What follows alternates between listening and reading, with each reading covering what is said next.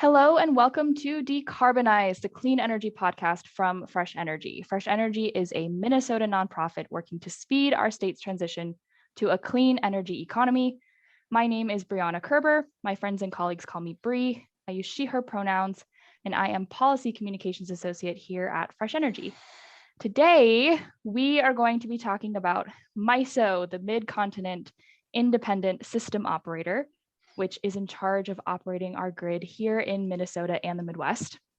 When you see its abbreviation spelled out, the name MISO looks a lot like the word miso, as in miso soup, but unfortunately, I can assure you we are not talking about the traditional Japanese soup today, although I kind of maybe wish we were now. When MISO is written together in all caps and the conversation is about energy, it is safe to assume that we are referring to MISO, our grid operator. In this podcast, I'll be joined by Fresh Energy's Mike Schowalter to discuss what's up with MISO, both here in Minnesota and beyond. MISO is a key player in helping us continue to drive decarbonization, moving electricity generation away from fossil fuels to carbon-free sources like wind and solar. And the world of MISO has many different moving parts and can sometimes feel very complex and technical. So the good news for us is that we have Mike as our Fresh Energy expert here today to dive into the details with us. And with that, let's begin. What's up, Mike? Oh, it's going well. How are you doing, Bree? I'm doing well as well. Yeah, it's funny you mentioned MISO. I find so often, when I'm trying to learn, look something up with having to do with MISO, I'll get some weird results about the health benefits of miso soup, or so I usually have to also include the word energy or electricity. Just a good tip for anyone who wants to learn more on their own. Include energy or electricity in your Google searches. Well, thanks for that pro tip, Mike. Yeah, no problem. Now, Mike, I know you and I have sat down before to talk about the grid, what the grid is, why building it to be resilient is so important to our work in clean energy and climate advocacy. And I think today we're going to be touching on a lot of those same elements, but of course with a more regional specific lens. So in the interest of jumping right in for folks, what can you tell us about MISO, maybe starting with how and why it was created? Yeah, MISO, it stands for the Mid-Continent Independent System Operator, as you mentioned earlier. And it's really responsible for the wholesale electricity markets. It's responsible for the reliability of electricity in this whole grid area. And it's responsible for planning our system as a whole. And when I talk about the system, I think it's important to keep in mind that we're talking about not just the system we see here in Minnesota or in our local communities, but the system as it extends from Manitoba to Louisiana, from the very, very eastern parts of Montana all the way over to into the main part of Michigan. Mm-hmm. It's a really big area, and and it's not just and that's the main area that MISO is concentrated. 15 states plus Manitoba, but also it's connected to some of its neighbors. So what happens here can affect what happens in New York or DC, and likewise. And so MISO really taking all that together, they're the ones who make sure that the grid as a whole is reliable, that it's cheap, and they also plan for the future, because the grid, as you know, and as we'll talk about more, is changing drastically. I think the main thing about MISO, you asked, I guess you could ask 3 questions. What is it? Starting off strong. How does it work, and why? And MISO is something called a regional and transmission organization, and these are organizations that are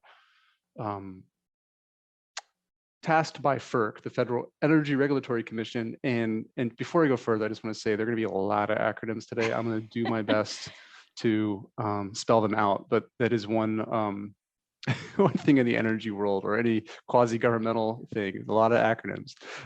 So FERC, the Federal Energy Regulatory Commission, they regulate MISO and similar RTOs, regional transmission organizations, to make sure that that main first and foremost that the system is reliable, that we don't have a crash like we had in the Northeast around, I think, 2001 or two, roughly, or three, I don't remember exactly. There's been some famous blackouts over the years, or like what happened with, that's a different thing, like ERCOT, who's not regulated by FERC. They had their problem last year, but so FERC really has a series of regulations to make sure that the markets operate smoothly and efficiently, bringing affordable prices to consumers at the end, like you and I and our listeners. And then they're also making sure that reliability is there, and they're responsible for system planning. Okay. And another thing about reliability is there's another entity, because we like to make things confusing, called NERC. FERC and NERC, huh? Yeah, FERC and NERC. Okay. Because why not? No, NERC is the North American Electricity Reliability Corporation, and FERC has tasked NERC with setting standards, reliability standards, to make sure, and all the RTOs, all the utilities who are on the wholesale markets, really on the grid, must abide by these reliability standards. And FERC actually, so NERC sets the standards, FERC approves them, and FERC makes sure that the RTOs like MISO go ahead and follow that. So yeah, it can be a little confusing. Yeah, and lots of different moving parts, but yeah, and we'll try to make this simple today, as simple as we can. So, for our purposes, well, NERC does reliability, and that's important for things like solar and wind and how they interconnect with the rest of the grid. And there are a lot of, if you listen to our last podcast on this, we talked a little bit about some of those interesting issues with electricity related to that. NERC sets standards to make sure that all works. But FERC is really who sets policy that's going to help us decarbonize the grid going forward. So that's really where we spend our attention, because that's really where changes are going to happen, is with FERC. And so, that's what we'll focus on. The thing with FERC is, the thing with MISO, as opposed to your local utility, is MISO is really involved with wholesale markets for electricity.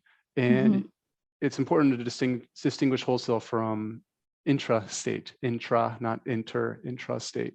And that's really why FERC has primary jurisdiction, or has sole jurisdiction over MISO, is because of that interstate aspect. And really, I think a lot of your listeners have heard of the Dormant Commerce Clause, which basically says it's part of the US Constitution, Article or Section 1, Article something. Yeah, that basically says Congress shall have the power to regulate commerce with foreign nations and among the several states and with the Indian tribes. Okay.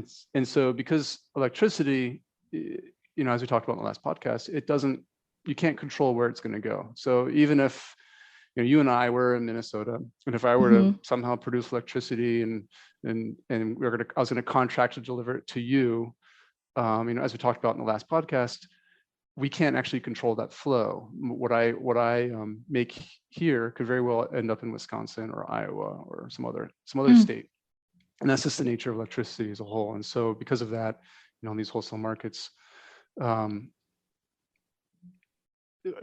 is involved. And there's a whole bunch of case law that gets into the nuances, all this. We're going to skip that.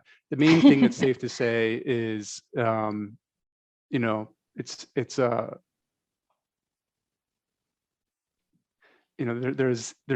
a whole lot of state laws that affect our utilities and things like that. But when it comes to MISO, we're thinking about federal regulation. Right. Yeah.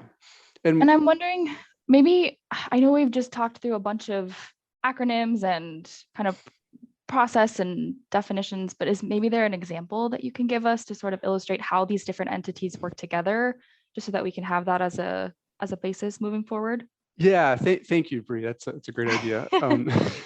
So, one example is transmission planning, and so that's like your big your big towers, your big high voltage power lines. MISO is going to plan what we're building, where it's going to go, who's going to pay for it, and how it'll be paid for. So all of that, and all of that is interstate issues. So MISO will go ahead and approve this. There'll be some, we'll talk about this a little more later, but there'll be some buy-in from the states as well. And FERC will eventually approve something. And then it's up to the states to take it from there. So after MISO determines what to build, how, and who pays for it, the states will then determine whether it gets built at all.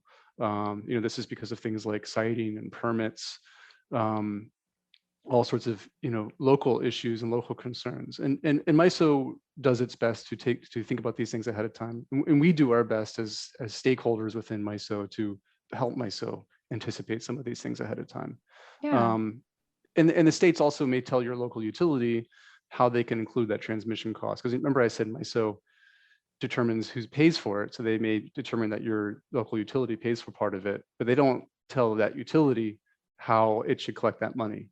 And so the states are often involved through public utilities commissions to determine how that money can then be taken from, or not taken, but collected right. from its customers. And usually that's in the form of a rider, but sometimes that can be in something which many listeners probably know called rate base. And yeah, but that's all state by state and commission by commission. Well, that makes sense. Now, Mike, you mentioned this term earlier, and I am hoping you're going to jump into some more context for those of us who don't have an energy background like me. I only kind of jumped into the energy space about a year ago. So you mentioned wholesale energy market, and I'm really hoping you could give us some more detail on what exactly that is and how it works. Yeah, I guess one thing to think about is what it's not. It's not the retail energy market. So it's not you and I paying our bill. It's not maybe the local library.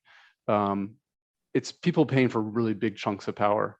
Got it. And so your utility often will buy energy or can buy energy on the wholesale market and then resell it to you at rates approved by the commission. But at a but for our purpose here with MISO, a good way to think about the wholesale energy market is it's just a really active market. Think of like a bazaar, where there are all these people out, and there's, I don't know, think of like the old Indiana Jones movies or something. But instead of chickens and rugs and, coffee or whatever, it's energy. And there's all sorts of types of energy, which is what's really interesting here. It's not, electricity isn't all the same because, well, I don't want to get too much into the details here, but the wholesale energy market for MISO, really, there are two time frames that are helpful to think about for the markets. You have the day ahead and the real time. And the day ahead market is essentially MISO will go ahead and predict what the demand will be the next day. And they're using maybe weather patterns as a key thing. So if it's really hot out or really cold out, that's going to affect the type of demand that's on the load. Or it may be, it's a weekday versus a weekend. They're different patterns. And so, and also just historically, there's certain patterns to the electricity load or, demand each day that are pretty consistent. And so each day the MISO will go ahead and put out its predicted demand curve, essentially, saying this is what we think the electricity demand is going to be the next day. And then what they do is they ask power producers, generators, so you're from any kind of power plant who is active on the wholesale market, to go ahead and put a bid in to say, okay, yeah, I can supply so much power at this particular time in a day. And so one thing I didn't say is that the MISO asks for bids for every hour of the next day. Oh, wow. Okay. Yeah, and so maybe an example is a good way to think about this. So let's just say and this is totally not necessarily representative of actual numbers, but let's just say MISO predicts we need 50 megawatts during a certain hour. And just one thing about megawatts, a typical house will use, trying to think about how to say this. So typical, well, okay, this is going to get confusing, so I'm going to stop because there's megawatts and there's megawatt hours, there's kilowatts, there's kilowatt hours. Real quick, a distinction is it's kind of like you have a megawatt is the power that a power plant can produce. A megawatt hour is a power plant producing 1 megawatt consistently for an hour. So you can break it down to a megawatt minute, a megawatt day, a megawatt year. It's the consistent production of that amount of power over that given time. So MISO predicts it needs 50 megawatts during a certain hour. So they need a megawatt hour. And they put out, they say to the generators, go ahead, tell us what you can produce, how much, and at what price. Those are the two main items. There's a lot more to this, but I'm trying to keep things a little simple here. Yeah. So let's just say we get 4 bids. Generator A, let's just say, well, we'll go ahead and bid in 20 megawatts at $10 a megawatt hour. So they're basically saying we can provide you 20 megawatts for the hour, and we can do it for $10. MISO says that's great. We'll take it, but we still need 30 more megawatts. And so the way it really works is everyone puts their bid in at the same time. So let's just to keep it simple, everyone's going to bid in 20 megawatts. Generator A says we can do it for $10. Generator B says we can do it for $50. C says $80. And D says, let's make it interesting, D says $30. So a little bit less than that last C. And so what will happen is MISO will take those bids and line them up in a row from the cheapest bid to the most expensive bid. And they'll basically take they'll take those bids until they've met their 50 megawatts that they need. And so in this case, I mentioned there was A saying we can do 20 megawatts. MISO still needs 30. So then they look at the next cheapest bid, which in this case was D, who said they can do 20 megawatts at $30 a megawatt hour. So now MISO's got 40 megawatts of its 50 that it needs. And so the next cheapest bid is actually bid B, but they bid 20 megawatts. MISO only needs 10. And so MISO will actually only take 10, and they'll take it at that $50 a megawatt hour price that B said. And the interesting thing here is MISO doesn't pay each generator the amount it bid. It pays what it's called the marginal price. So the price of the last unit offered in the market, or the last unit offered on the supply curve here. Okay. And so because generator B bid the last megawatt at $50 a megawatt hour, generators A and D, who bid for lower price, will also get that $50 a megawatt hour. And so you can see now how this creates a really strong incentive to come out with really inexpensive, really, really efficient and cheap energy resources. Because if you can produce power for $10 a megawatt hour, and the price is at 50, you're going to make $40 a megawatt hour, which is good for us. It's also good for renewables because renewables are some of the cheapest sources around. Okay, that's what I was wondering. Yeah. Yeah, and I mentioned there was a fourth bid. They bid at $80 megawatt hour, and MISO didn't need them. So tough luck. They don't get to produce energy that hour. They don't make any money. They're probably losing money because of just costs with having any kind of business. And so that's also going to work the other way to get some of these less efficient, more fuel dependent resources offline as well. So in this example, the cheapest resources may have been wind or solar, if they were on the wholesale market, and the most expensive maybe it was a coal plant, which generally has higher fuel costs, higher operating costs. But it's dependent on where you are and who the players are. So this is great. Wind and solar, very profitable. If there's more to it. I'm biting my tongue because there's other challenges for wind and solar that we're not going to get into right now. Of course, yeah. Yeah. So we talked about day ahead Is that what it's called? I think I've already Yes, the day forgot. ahead Yes, market. day ahead. But you mentioned the other one is real time, right? So what's the difference between those two? How do those work together, or maybe are they just completely separate? Yeah, they definitely work together, because Okay. the day ahead is, it's a conservative prediction by MISO, but it's not going to be accurate. No one can predict the future. And so MISO relies on a it's called a real-time market. Technically, it's not quite real-time. Okay. But like the day-ahead market, power producers, generators will go ahead and put in bids, but they'll put in bids up to a half hour ahead of the hour, or ahead of Okay.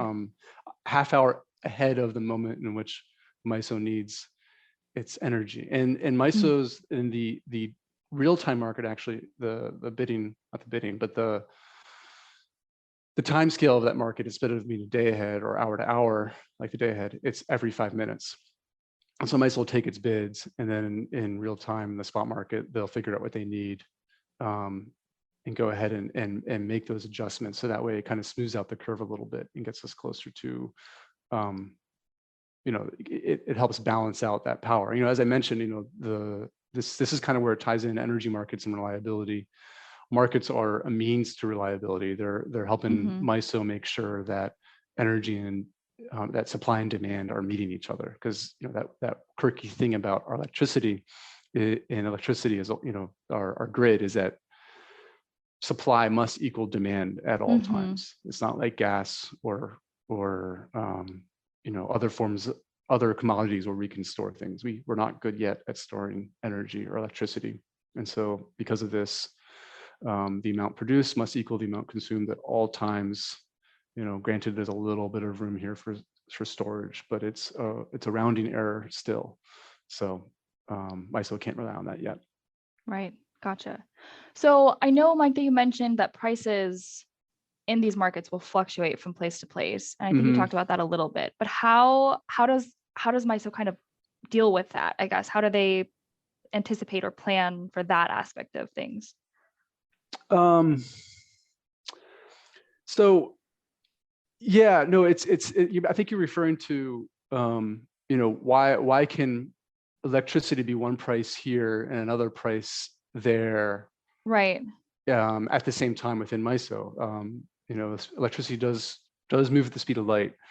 And I think you're getting into what's called, this can get a little wonky, so I'll try to keep it simple, but it's something called locational marginal pricing.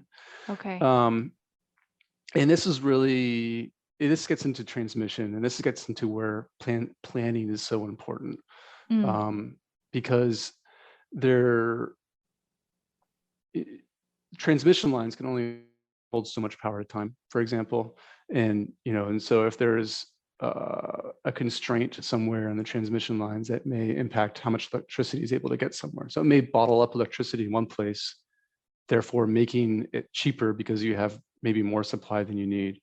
And another place, there could be maybe not as much because you're relying on that transmission to get you there, but you don't have it. This is actually a challenge that a lot of renewable power plants have to deal with, especially wind, is, they're able to make a lot of energy, a lot of electricity very cheap, but sometimes they don't always have the infrastructure they need to get the wind to load to cities. And because of that, sometimes if you're out in the, say in Minnesota, if you're out in the southwest part of Minnesota, you might see wind turbines not spinning. That's probably because there's a transmission constraint somewhere, and the locational marginal price there will be, will be really cheap to kind of basically say don't spin. I guess to simple it up, one way to think about it is kind of like a traffic jam. If a highway is, like, I think, you were, in St. Paul today. Anyone who's in St. Paul will know that there's a lot of construction going on, and they've right in downtown St. Paul. It goes from like 5 lanes to 2.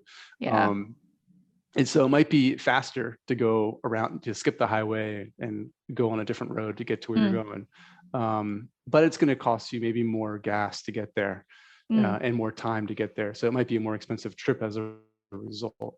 Locational marginal price is kind of a similar concept. Okay. Anyway, Yeah. that may be a little confusing, and if maybe one day we can talk more about it. Maybe. But maybe not. So, are there any other things that we need to think about when it comes to some of these markets? Like, I know you talked about reliability quite a bit, but capacity, we talked about planning, maybe anything else we should talk about when it comes to policy and whether MISO has a role in pushing policy forward? Yeah. And I think this does get to a question we're going to deal with a little bit later. Mm-hmm. But I guess the main takeaway is that MISO is supposed to be policy neutral, Okay. and so they'll look at a lot at what states, maybe the state policies are on a certain matter, or even what federal policy is, and try to react to that. But they're not trying to set policy or tell Right. states or certainly not the federal government what to do. Right. In terms of planning, it gets tricky because I mentioned all that wind not being able to get to load. Part of that is planning for the future, figuring out where some of this cheap resources will be, and building the transmission we need in order to get that energy over, to places, where it'll be used. And one might ask, well, why don't we just build wind and solar in the cities, or in places near the cities, or in places where it's going to be used, so we don't have to worry as much about transmission. And that is an option, but it's a much more expensive option. In part because the best solar or wind resources aren't necessarily where the most electricity is needed. And what can happen is you actually, I haven't looked into this. This is actually a question I'm really curious about, and maybe a listener knows this answer. If you do, please email us. But well, so what can happen is if you try to build everything local, really close to where it's being used, you may end up building, or not may, you will end up building many, many more wind and solar resources. And I wonder what kind of land use area that would take up versus having your wind and solar in places where it's very efficient to get a lot of energy, but not needing as much, and then having it transmit over via power lines. Let me know if that made sense to you. If not, I can. Yeah, I think, and if listeners know the answer, for sure, let us know. Yeah. So the question, So definitely let us know. So okay, so obviously MISO is handling a lot of money on a daily basis, but it sounds like they don't necessarily hold on to that. Can you maybe delve a little deeper into that? Yeah, you're right. MISO is a nonprofit. Okay. They own no transmission or generation assets. Really the only assets they have are the computers they use to manage the grid and make sure everything gets sent from A to B reliably. Really they're a clearinghouse. And MISO clears all these energy transactions, like the day ahead, the real time, and some other markets called ancillary markets. Or they clear those, and so they're handling a lot of money, or they may be directing a lot of money, but they're not earning. Well, they're not earning a profit. Gotcha. The only money they really get is there's a small membership fee. They'll take maybe an administrative fee off of some of the load. I think last I looked at, it was about 45 cents a megawatt hour in 2020. So if you go back to our example where the market cleared at $50 a megawatt hour, MISO would take 45 cents in that example, just for their costs of providing a service. Okay. Yeah. Interesting. Is there a reason for that? Well, yeah, part of it is there's a lot of history there. Sure. There's a reason. So it used to be that part of it is about aligning incentives. FERC, the Federal Energy Regulatory Commission, they created the authority for RTOs and ISOs, so regional transmission organizations or independent system operators. Yes. Really, they're the same thing. And sorry for this an aside, but MISO, the Mid-Continent Independent System Operator, is actually the first RTO, or Regional Transmission Wow. Organization, and not an ISO, even though they're called MISO, and even though Independent System Operator ISO is in the name of Mid-Continent Independent System Operator. Yeah, it's really confusing. But anyway, Man. they So functionally they are the same thing. functionally they're the same. Okay. So, yeah. Okay. So sorry for that aside there. But the whole idea was to facilitate a more competitive wholesale transmission market. Back in the day, what would happen is you'd have different utilities owning their own assets, their own transmission assets, their own generation assets. And let's just say there was a utility in North Dakota that had a whole bunch of excess electricity to sell. Minnesota didn't need any, but Wisconsin did.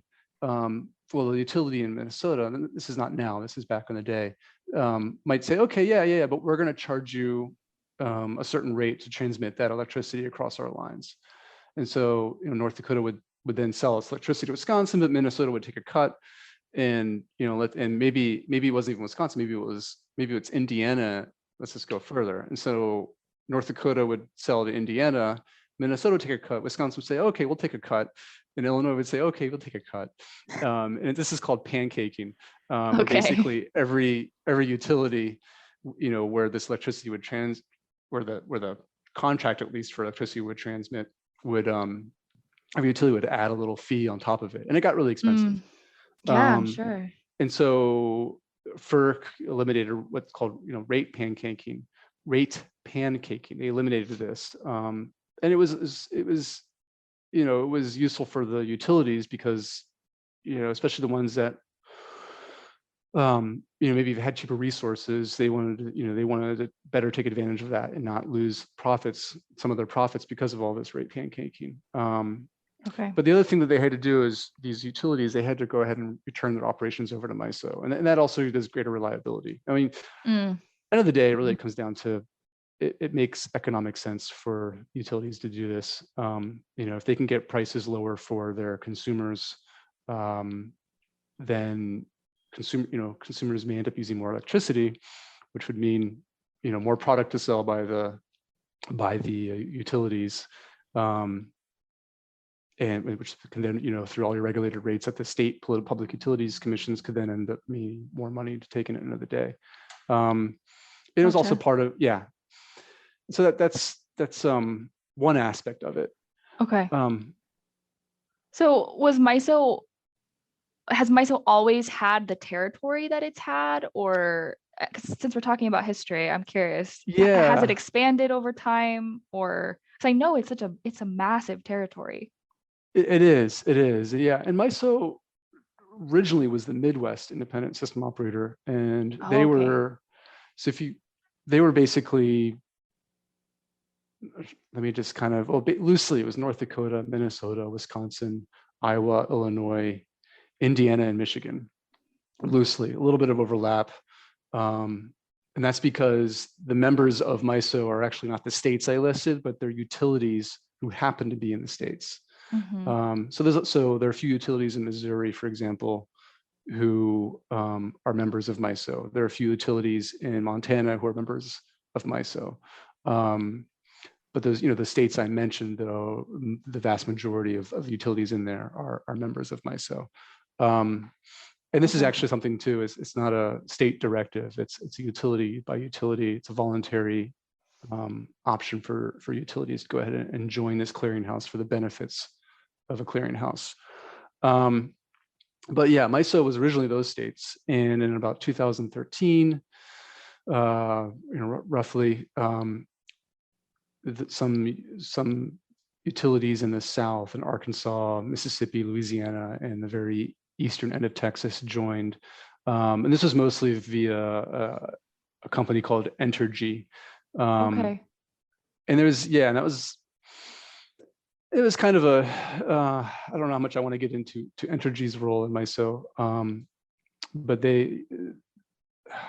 maybe a complex, the circumstances around which they joined are complex. Is that as simple as we can keep it? Well, the U.S. Department of Justice basically told Entergy, you need to join an RTO because you've been using way too many anti-competitive practices. Mm, And okay. energy actually had been in long talks with another RTO, one called the Southwest Power Pool, and this is the other major RTO in our region, but they're just to the west of us. And Mm.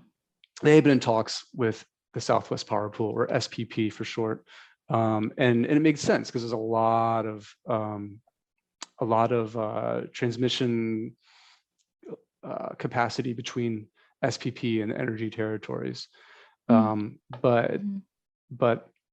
for reasons I don't need to get into, energy decided to go with MISO instead. And Okay.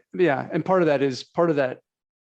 Yeah. Anyway, I don't want to get into that today, but yeah. It's a complicated backstory, but Let's thank just you say, for diving in a little bit for us. yeah, let's just say that SPP made more sense.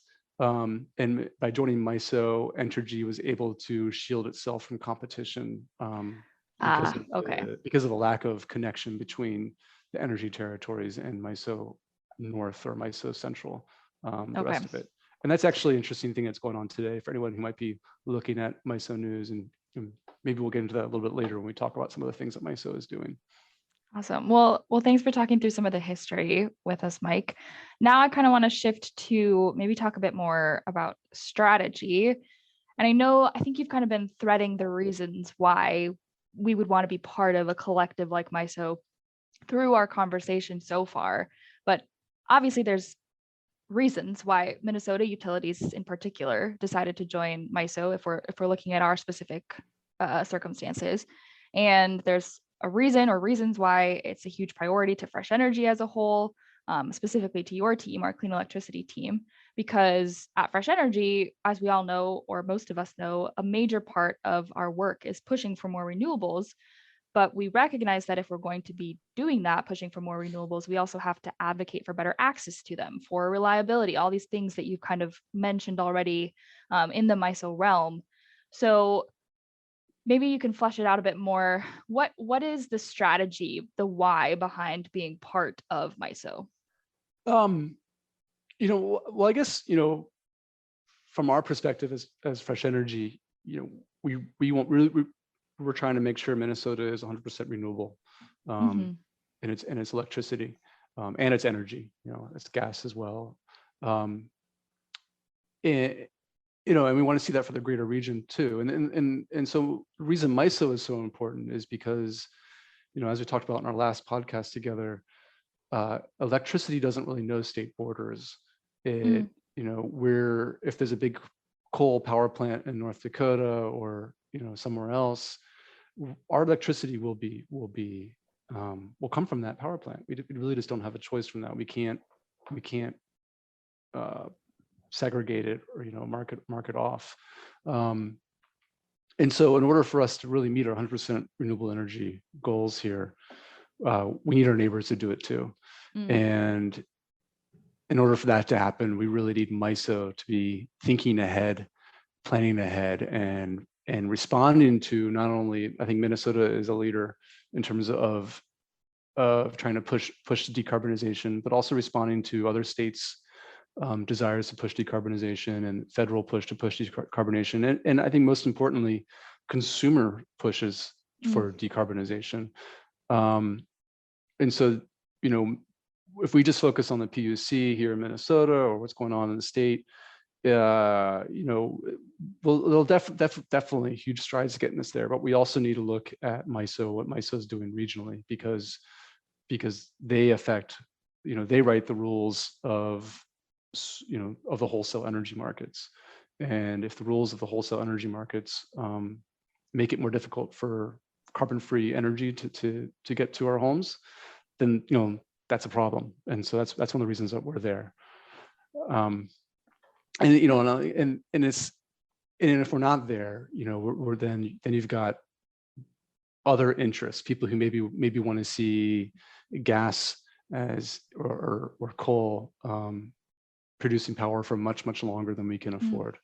And so we're really trying to help MISO by giving a different perspective. We work with other NGOs, other nonprofit organizations. We work with some companies as well, to try to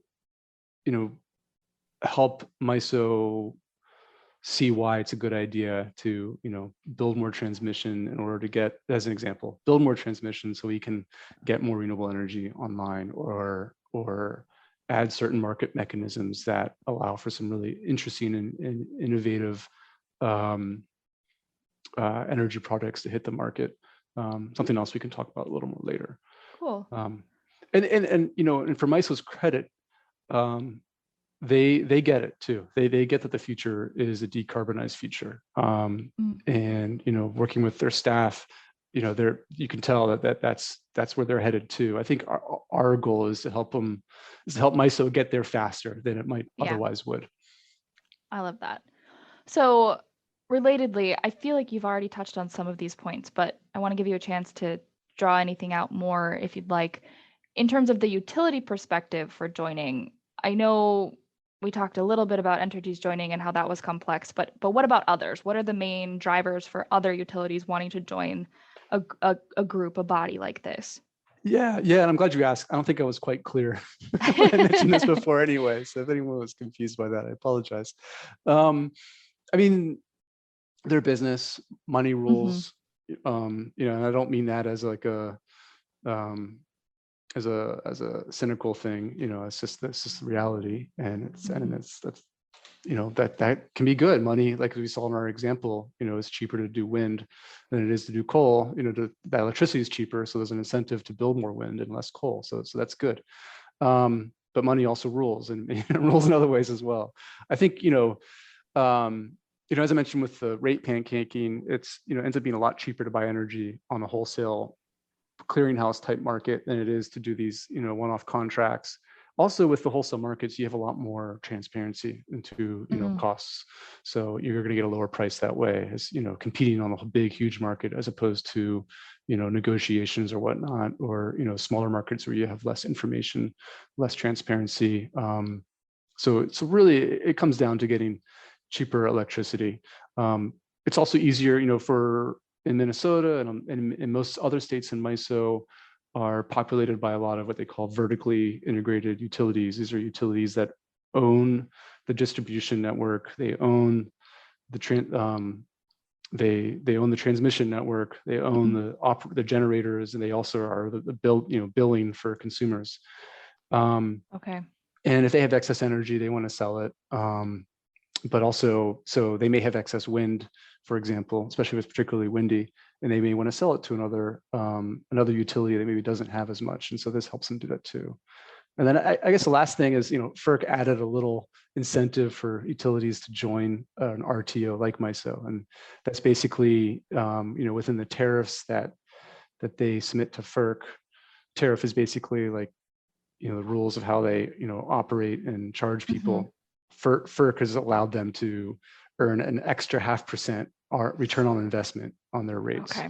So that's like a nice little incentive there. And the whole idea is that's taking on, the justification for that is that utilities are taking on a risk by entrusting their assets to MISO. Because I think the big thing to remember here is that when a utility joins MISO, they are basically relinquishing control of their assets to MISO and entrusting MISO to instruct these assets when and how to run. Gotcha. Cool. I guess and it's not all money. It's also reliability, and that I guess you could say that maybe that's just providing good customer service, but reliability is keeping the lights on, and it's kind of like. This is where scale really helps. I like to think of penguins in the cold or zebras in Africa. You ever see those documentaries where you have a whole bunch of penguins in Antarctica and they're all huddled together. So if you're on the outside, you're taking the brunt, but then you kind of shuffle up and move the inside where you can warm up again. It's power in numbers, and the more people you have, the more players you have, the more reliable a system you have, and the easier it is for all of you to go through life comfortably like the penguins. So maybe that's an odd thing. I think that's a great analogy. And to that extent, maybe to explain a little better, related to that is like geographical diversity. So let's just take, I mentioned it's a really big footprint. You've got North Dakota down to Louisiana. Well, the Yeah. weather is quite different. So Yeah. it might be really windy in North Dakota, and there might be rain down in Louisiana. That's a possibility then for North Dakota to supply wind energy to Louisiana, through the MISO's transmission system. Vice versa, it could be a dead still day up here and really sunny down south. Or maybe there's a lot of water and hydro or whatnot. So there's, because of that geographic diversity, and because so much of renewable energy relies on Mother Nature, on weather, by expanding that geographic scope, you're able to take advantage of where the weather is more conducive to renewable energy on a larger basis. Gotcha. Yeah. Cool. Well, thanks for expanding on that utility perspective. Now, I think you mentioned this earlier, and if not, I know I've definitely heard it in fresh energy circles, but would love to hear more about it. We, I believe, are understood as a stakeholder in the MISO space. So could you talk a bit about what exactly a stakeholder is, as well as where fresh energy fits into that network of stakeholders? Yeah, absolutely. Stakeholder, well, there's a lowercase stakeholder, and then there's the uppercase stakeholder. Really anybody can be a stakeholder. Okay. And that's a lowercase stakeholder. And so if you're really interested in attending MISO meetings and maybe even, commenting, either, commenting in these meetings by speaking up, you can do that. You can go into MISO, check out their calendar and join a meeting. And, as long as you say who you are, what you're who you represent, maybe that's just you, you can chime in. So, if there's anyone who's listening who's happens to be a closet power market expert, or economist, or go ahead and jump on in, learn from the meetings and chime in when you feel like you've got something worth to say. And so that's cool. They're open to everybody. There's a lot of transparency involved.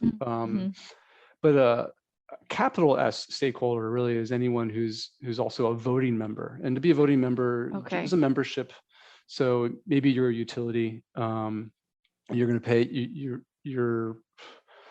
maybe you're a utility, or maybe you're independent power producer. So that would be like a generator who just owns generation assets. Maybe you're someone who develops transmission assets. Maybe you're a broker in these power markets, real time and day ahead energy markets.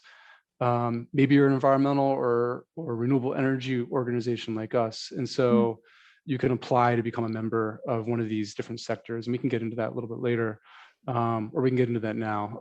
But yeah, you can apply to be one of these sectors. And within each sector, there's a little bit of coordination because there are sector representatives and things like that. But we at Fresh Energy, we're a member of the what's formerly called the environmental sector.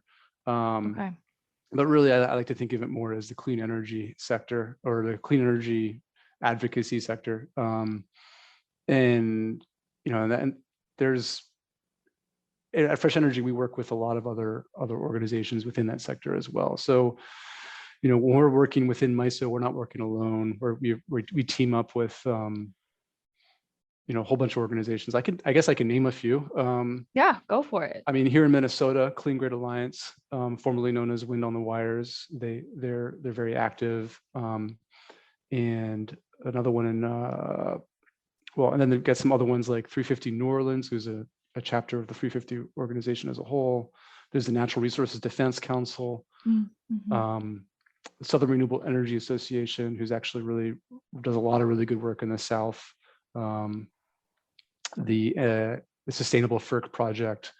And then I guess the last one I'll mention is Union of Concerned Scientists. So we do a lot of work together, really to kind of, in MISO's stakeholder process, there's a lot of opportunity for, supplying formal comments or even informal comments, and ask questions. And MISO is very patient with everybody.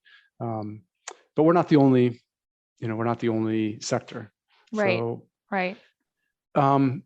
Yeah, and I guess I could just go through real quick, who those might be. So I mentioned, transmission owners. Those are your big utilities, generally your for-profit utilities. So here in Minnesota, we've got Xcel, Minnesota Power, Otter Tail Power. These are your vertically integrated utilities that both bill us at home as customers, but they also own a lot of generation assets, and they own the wires that bring power from generation to us at home. Mm-hmm. Energy, who I mentioned before in the South, they're also a transmission owner, or because we like acronyms, a TO for short. And there are other utilities too. There are also nonprofit utilities out there, co-ops, munis, like cities, like the city of Rochester, for example, down in southern Minnesota is a municipal utility. And they're really generally, think of like your co-op grocery store, or your credit union. They operate on really with their customers' best interests first and foremost, as opposed to these vertically integrated utilities are also called investor-owned utilities. So the investor-owned utility will work for shareholder profit, and so that's really their first and foremost concern. Whereas some of these co-ops or munis are really interested in their consumers, people actually paying the bills. So they act similarly. The co-ops and munis are generally smaller. They're more rural, but their incentives are a little different because they're really focused more on the end consumer, more so than actual investors. Right. That makes sense. Yeah.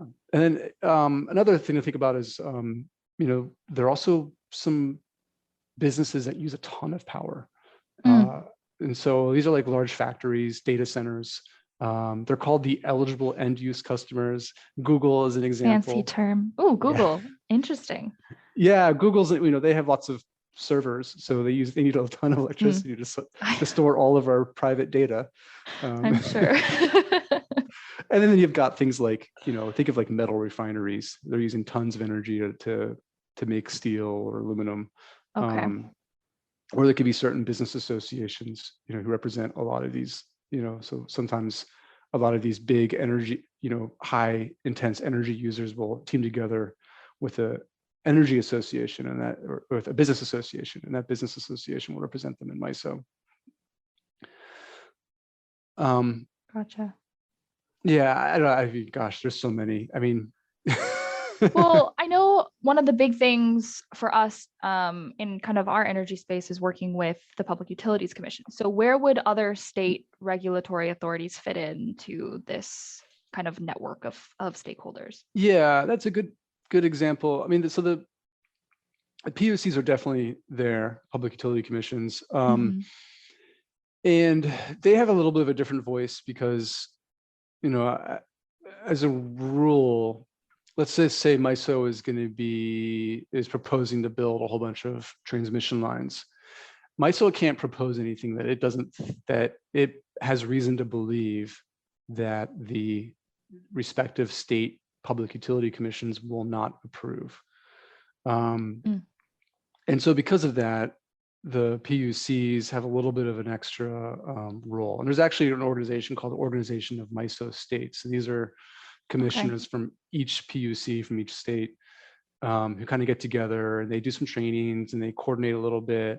They don't agree on everything. They don't agree on a lot, actually, but they agree on enough. And when they do agree and have a unified stance on something, it does send a strong signal to MISO regarding whether or not something will fly. But I think the key thing here, though, which is interesting about that is they have a role, but they're not directing MISO. I mean, none of these stakeholders are directing MISO to do anything. At the end of the day, MISO is going to do what it believes is the best thing to do. And really through the stakeholder process, what MISO is trying to do is get as much information as possible so that it can balance all the different competing interests, and all the different concerns, all the different perspectives in order to come up with something that will work the best for the most people. And it's a very, very hard task. It's very unenviable. But I think MISO does a great job, and I think their staff as a whole should show incredible patience, because I can tell you that we as stakeholders are not always patient when we're in our stakeholder meetings. So yeah, so that it's It's a lot. It's a lot. Yeah. Well, it's great to hear that, all of these folks who have kind of an advisory capacity in the decisions that MISO makes, that they take what folks are saying seriously and that they really incorporate it, and that they do try. It sounds like, as you're saying. Yeah. I think they do try, and more often than not they succeed. Like I Yeah, said, we all have our perspective, so there's some things for we like to sure. see things done better, but they do a good job. Awesome. Well, so it seems like MISO is the end of the line, so to speak, for decisions. But in terms of, I know we talked about FERC earlier on. Do they have a say in the process in this capacity, or how does that work? Yeah, so maybe I just talk a little bit about the stakeholder process. I talked about Sure. some of the players. There are many more, many other sectors. But generally, what will happen is, MISO will either raise an issue, or a stakeholder raise an issue and say, this is something we need to deal with. And let's just say, for our purposes, the problem might be we need more, the trying to think of how to phrase this. But there needs to be, more transmission built to connect, power between places, because maybe energy demand is going up, or because there's Mhm. constraints in the system. And so MISO will raise that issue, or a stakeholder will raise that issue. And then, one of MISO's committees will then take it up, and it'll be discussed in stakeholder meetings, like, okay, this is the problem. We want to do something about it. What should we do? And so there'll be, a lot of discussions. There'll be proposals put forth. MISO will generally ask, what do you all think we should do? MISO will often also say, this is what we think we should do. And there'll be a lot of trading of ideas, a lot of Mm. questions asked. Just a lot of, and everyone has their own perspective and interests, of course. Yeah. And, and if MISO wants to proceed, which I think usually it more often than not wants to take these issues up, Mm-hmm. they'll take all that feedback into account and make a final proposal for changes to its tariff. And the tariff is what FERC looks at. Okay. And so, when MISO has a proposed tariff, before they just send it to FERC, they'll go back to the stakeholders one more time and say, okay, how does this look? We'll either complain or praise or whatever, maybe suggest a few tweaks, make it Yeah. stronger. And MISO will say, thanks, great. Then they'll take that to FERC. And FERC will either approve or not approve. And so, every major decision, every major change at MISO, within its rates or within its planning or within its the way it deals with reliability of markets, must be approved by FERC in order to go into effect. Gotcha. And there's actually one thing I forgot to mention there is, MISO does have a board of directors, and before any of these major things go to FERC, the board of directors also needs to approve it. And so, that's the last step prior to sending something to FERC for hopeful approval. Cool. Well, makes sense. And it's cool to see that, or hear from you, I should say, that stakeholders are involved throughout the entire process of these multi-step decisions, I guess, is maybe a way to characterize it. So yeah, now, oops, sorry. It's a really cool example of a form of participatory democracy. It's cool. Yeah, for sure. So now I would love to talk about something that you wrote about in March when we published your What's Up with MISO explainer style blog on our Fresh Energy website. And for everybody listening, we've got the link included in the description of the podcast, so you can check that out whenever you have a chance. Mike, I'm about to literally quote you because I want to make sure our listeners hear how you phrased this in that explainer blog. And you wrote, "The world is always changing, and for the electric grid, the change we are facing today is as great a change as the grid has ever faced before. Embracing the speed of technological change, the need to replace aging infrastructure, and the growing appetite for carbon-free sources of electricity, MISO is embarking on an ambitious process to dramatically reshape the grid." And you didn't stop there. You also came up with a special way for us to think about that ambitious reshaping process, kind of a way to outline MISO's priorities throughout it and help us further visualize and talk about the planning that goes into it. And you called it. Yeah, the 5Ds. Yeah, brief. I had known you'd grab that. I would have tried to come up with a more clever name. No one wants a D, but we'll take our Ds now and we'll run with it. Yeah, don't trigger me into thinking about high school report cards or anything. Seriously. But the 5Ds. So I think these are a great way to think about some of maybe the pillars within these processes. So would you just quickly walk us through what those 5Ds are? Yeah, I'll list them first, and Okay. because they're all interconnected. But you've got decarbonization, you've got digitalization, diversification, democratization, demystification. Those are all shuns, but I'm going to go with one more, a 6D, but I liked 5, development, developing the grid too. And decarbonization, I think, is that's just the way we're moving forward as a society. Mm-hmm. There's a lot of policy going that way. There are a lot of private consumers going that way. There are large Google, as I mentioned, as a stakeholder. Yeah. Capital S stakeholder. They want that to happen too, and MISO recognizes this, and so they're trying to go ahead and plan for what they see as inevitable, a decarbonized grid. Digitalization and diversification. I talk about those together because they are related. As our technological capability and information technology gets more and more advanced, you look at like your like smart thermometers at home. We're digitizing our thermostats, and many of you may not know it or not, but your thermostat can actually talk to your utility, and your utility can then say to your thermostat, it's going to be a hot day, it's going to be really big power on the grid, let's go ahead and reduce, make it a little warmer this afternoon so that we can deal with this constraint. So that's like a digitalization aspect. And also you're having more information. You've got, for example, there's something called dynamic line ratings. So that's basically getting information about these transmission lines, looking at what's the wind, what's the temperature, how much electricity is going on right there at the current moment. This information together, we actually have the technology out there to go ahead and say, okay, we can actually, because of the wind and because of the temperature, this transmission line can actually transmit more electricity than we would have otherwise allowed it to. And so that kind of creates a way to expand how much electricity can go there. So that's an example of digitalization.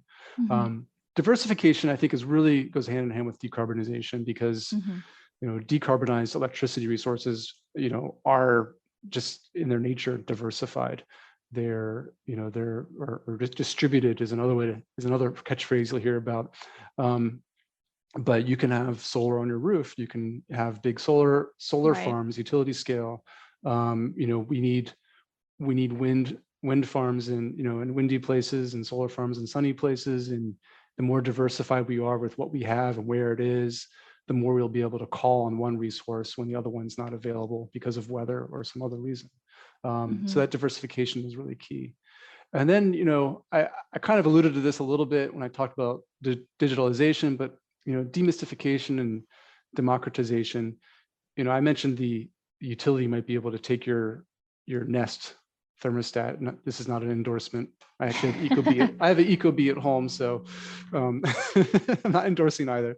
But your smart thermostat, and your smart thermostat is now actually connected to the grid in a way that it wasn't before, and that it can interact with the supply and demand, and your utility can go ahead and actually call on your thermostat to change how much energy it's using at that given moment in order to help it meet its load. And it depends on what utility. There may be even I know, for example, where I live, Excel is my utility, and there is an option to, Excel will actually give you money if you go ahead and allow Excel to change your thermostat on really hot days. And they do that because they actually end up making more money than the money they give you. But you save money, they save money, win-win. So it's a kind of a cool thing, you know, and to get to democratization, demystification, I think we're going to see more and more that we're going to be more and more involved in in our electricity use and how we interact with the market. We're going to have more options to, adjust how we use energy at home. If you have an electric vehicle, for example, just having an electric vehicle, you're going to be more interested in what's going on with the grid. To take myself as another example, we actually are part of a pilot program with Excel, and we have 3 different time of use rates. And so at the middle of the night, we have an electric car, we have a Nissan Leaf, and middle of the night from midnight to 6 a.m., Excel charges us a very, very, very low rate. And so we make sure that if we're going to charge our car, we're going to charge it in the middle of the night. And we're not going to charge it from 3 p.m. to 8 p.m. when it's really expensive. And so that's kind of like a democratization. We're being more involved. We're having more, more options in terms of how we interact. And also it gets back to the stakeholder process. Like I said before, anyone can join. Anyone can play a part. It's also, as I mentioned, a very interesting form of, and by interesting, I mean like, really cool, interesting form of participatory democracy. And then I guess the last thing, demystification. When I started in this space, what was it, 8 years ago or so, I can't tell you how confusing all of this stuff seemed to me. And it's changing so much, it's changing so rapidly. It continues to be a challenge, but I think more and more, I think we're going to understand electricity and the grid and all that kind of stuff the way we understand gas prices today. I think we're going to be more sensitive to prices. We're going to be more sensitive to when and how we use electricity. And because of that, I think we're going to understand it better. We're going to understand how it's made. We're going to understand, things we can do to use it more effectively. And so, all those aspects, and then with, being able to have solar on your roof or something like that too, playing more of a role. So, cool. Yeah. And so the reason I also include development is because, through these 5Ds, our grid is changing. It's changing like it hasn't changed since the dawn of the grid 100 years ago. And it's completely redeveloping into a new way. And, it's using those 5 other Ds to really make the grid of the future one that is, supports a 100% renewable energy economy. Yeah. So I don't know how deep in the weeds we want to get into this, and in the interest of time, maybe we can keep it specific to Minnesota, but I'm curious, with those 5Ds in mind, what maybe is happening with MISO's planning right now? How has Fresh Energy, how have stakeholders been involved? Is there kind of a quick couple minutes gist of the story that you can give us, maybe, Mike? Yeah. I'll be quick and efficient. I'll use one example. So like as I mentioned before, MISO is really involved in transmission planning, and there's actually a something called long range transmission planning that MISO has been, it's an initiative that MISO has been pushing for a few years now. And I mentioned the whole stakeholder process where we all kind of have an idea and we try to figure out what to do. We submit something to the board and the board approves it, and FERC hopefully approves it.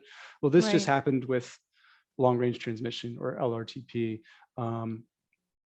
And actually just a few days ago, I guess it was late last week, maybe Thursday, FERC approved changes to the tariff to help MISO enable this long-range transmission plan that it has going forward. And so,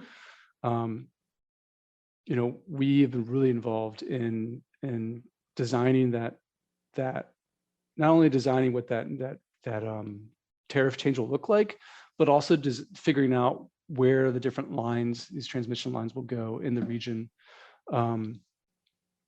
and what MISO will basically put forward towards its utilities to different utility members to go ahead and build. And so that was something that that was, I mean, I don't know if that was maybe too quick, too short of a 2-minute thing, but that is one example of something we've just completed here. Right. Well, I think that's a great example for our purposes. And of course, Fresh Energy is continuing to talk about all of these updates, but I really want to make sure that we have time to jump into kind of a new part of our podcast, which we're calling Fresh Questions, because we have taken a couple questions from listeners and people who follow along with Fresh Energy's work that were submitted prior to recording. And we hope to do this more in the future for certain podcasts. So pro tip is keep an eye out on our website, specifically our blog posts, for a chance to send us your questions and have them asked on the pod on Decarbonize. Today, we've only got a couple for you, Mike, and I am going to start with one from Jamie. And Jamie's question refers to a dollar amount that you referenced in your MISO Explainer blog post, based on this fact that you highlight, which is taken together, annual benefits to MISO members average $3.4 billion each year, and that savings is passed on to consumers. So keep that in mind. And Jamie's question is, how exactly is the $3.4 billion benefit to members calculated? Are these avoided costs, lower energy prices, non-energy benefits like resilience, or some mix of those things? And then Jamie adds, thanks so much and keep up the good work. So Jamie, if you're listening, first of all, thank you for the kind words. Mike, what do you have for Jamie? Yeah, thank you, Jamie. Appreciate it. And you're right on target with your question there. The avoided costs, lower prices, resilience, things like that. Those are all part of the mix in terms of just figuring out what those benefits are. And actually, I mentioned the long range transmission projects that the tariff change that FERC just approved. And this is for a set of projects that are going to cost a little over $10 billion, probably built over the next 10 years, and they're built across the northern half of the MISO system. And that's $10 billion is a lot of money to spend on transmission, right? But MISO projects that these projects, this they call Tranche 1, is going to give us actually $22 billion of benefits. So I know I mentioned a $3.4 billion of benefit, but I felt like this 11 or $10 billion project with $22 billion in benefits might be a little more interesting to talk about. And so, some of those things are like fuel. So if you basically, it's looking at what they do is they look at, okay, how much would it cost? How much would everything cost us without building these projects? And then how much would everything cost us if we build these projects?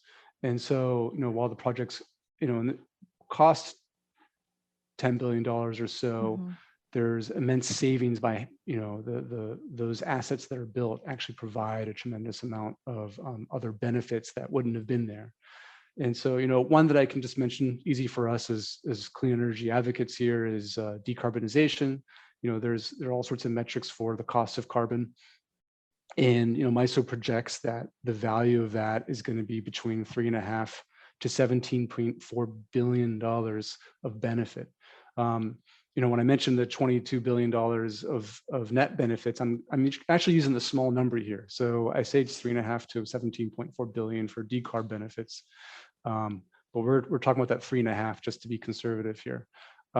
There's also just, there's an economic loss when power goes out, when there's blackouts. And so MISO sees that as being between 1.2 and $11.6 billion of economic benefit.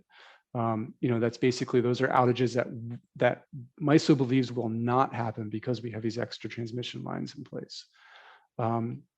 Another example would be by having, I mentioned earlier in this podcast today, by having these transmission built, you don't need to build as many local projects because you can then pull from other places where those resources, where it may be more efficient to build them.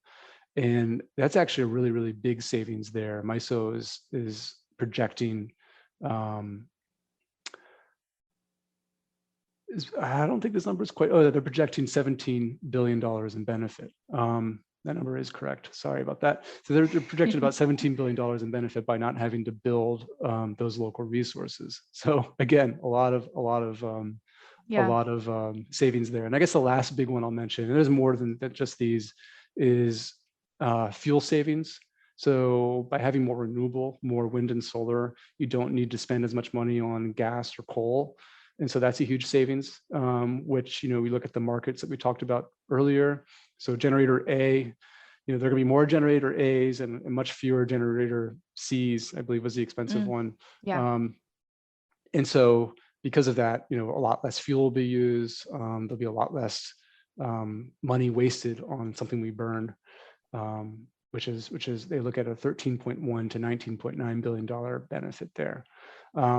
That also includes congestion. So I mentioned before, kind of like the analogy with highways and traffic, and there being too much, a transmission line or a road not being able to handle all the electricity that's flowing through. Well, if you build more transmission lines, then they can handle more of it, and then therefore you have cheaper prices. Not only cheaper prices in in places where it would have otherwise been more expensive, but then also those there'll be even more incentive to build the cheaper resources as well. And so all of that adds up to $36.9 billion, minimum benefits estimated by MISO. You take out the price, and actually we're going to use it's actually a net present value 20 years out. So I said it was about $10 billion, but that's worth 14.2 to 16.9. And so you're looking at about a $22 billion benefit just for those tranche projects. So, I think you're right on the spot there, Jamie. And it's, and so they're basically looking at, what would it be, what would this clearinghouse or this market, all these things be without us, and what is it with us? And, that savings and how it's passed on. Is part of it. And one last thing I want to mention is it does not include things like resilience, because there are things that we can't actually quantify. We can't quantify, health impacts, for example. If you don't live next to a coal factory, if that coal factory is no longer there and you don't live next to it, your health will be better. But the resilience piece is big. We're still trying to figure out, we can measure parts of it. I mentioned money saved from not having a power outage, but there are other aspects of resilience that we can't quantify. So really, that 22 billion or that 3.4 billion I mentioned before is a low number, because if you include a lot of the reliability benefits that are not quantifiable, the number would be even higher. Awesome. Well, thanks for answering Jamie's question, Mike. Now we have just one more question from Raymond. Raymond's question references another part of that MISO Explainer blog post, specifically the part where you discussed how coal is becoming less and less a part of electricity generation mixes as we decarbonize our electricity supply more and more. And Raymond's question is, the projected decline in coal for 2030 is great, but Raymond says it's too slow. And then he asks, is MISO demanding the decommissioning of coal plants? Thanks, Raymond. First, I agree. The projected decline is too slow. Definitely. MISO is not demanding decommissioning. That's something they cannot do. But what they are trying to do is respond to state and federal policy and the demands of its customers. And by customers, I mean utility customers. And I think one way to think about it in terms of this policy neutral approach is, if MISO had no ability to influence the electricity makeup for the next 20 years, what would the grid look like in 20 years?